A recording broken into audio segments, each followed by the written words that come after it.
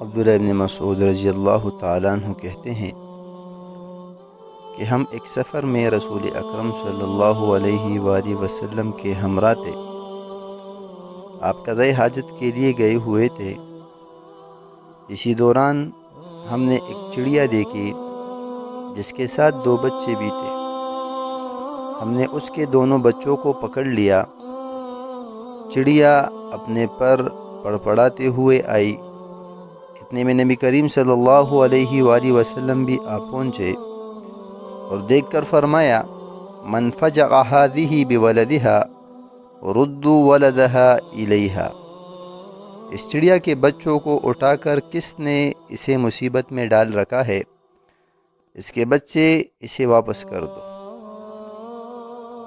پھر رسول اللہ صلی اللہ علیہ وآلہ وسلم کی نگاہ چونٹیوں کی ایک مسکن پر پڑی جسے ہم لوگوں نے جلا ڈالا تھا۔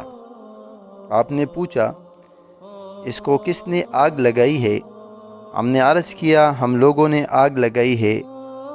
آپ علیہ الصلوۃ والسلام نے کہا، انہ لا ینبغی ان یعذب بالنار الا رب النار، آگ سے عذاب دینا آگ کے پروردگار کے سوا کسی کو زیب نہیں دیتا۔ تو یہ تھے اللہ کے رسول علیہ الصلوۃ والسلام کے اخلاق۔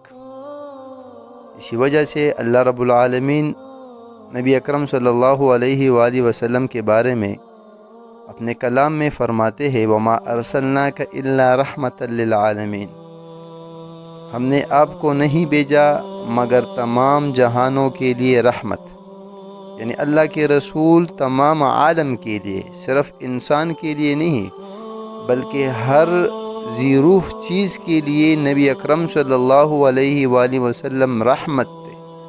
اسی وجہ سے اللہ کے رسول علیہ الصلوۃ والسلام نے بے زبانوں کو بیجا پکڑنے اور انہیں مارنے سے منع